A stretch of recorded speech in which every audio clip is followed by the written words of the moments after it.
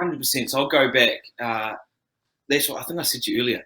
That's the hardest thing about emceeing is you can practice, but you can't practice in your house. You can't practice in the mirror because you are really enunciating. You're really bringing out the loudest, or you're not screaming, but you're really enunciating your vocals. So it's hard to practice apart from being in the real moment, or if you hide out a hall or a ring.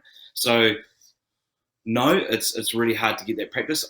In the car is fine because you're driving, and I do practice a lot in the car, probably like a crazy guy screaming and singing. I've never hired out a hall, but that's the hardest thing. You learn on the job. And mate, we can go into it. I've made some massive cock ups, and I've had some great nights, and I've really learned from those mistakes.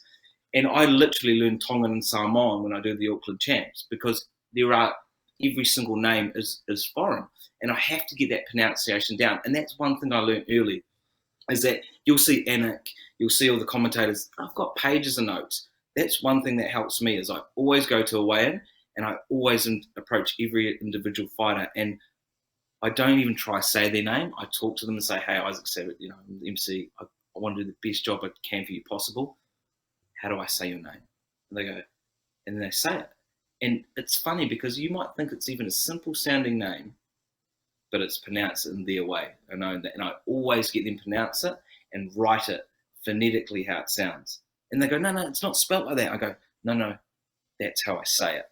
And they're like, "Oh," and they love it and they appreciate it because there's nothing worse, like you're right, a fighter coming out and then you saying their name wrong, and it's not their name, it's their moment. You want to get it right, and I do my best too and that's half of it is prep, but energy as well. So prep before, and then energy on the night. And I have stuffed up names to the point where the mum's cussing me out in the crowd, saying that's not my son's name. I'm coming up to the ring, and hey, that's the one mistake you don't want to make too often.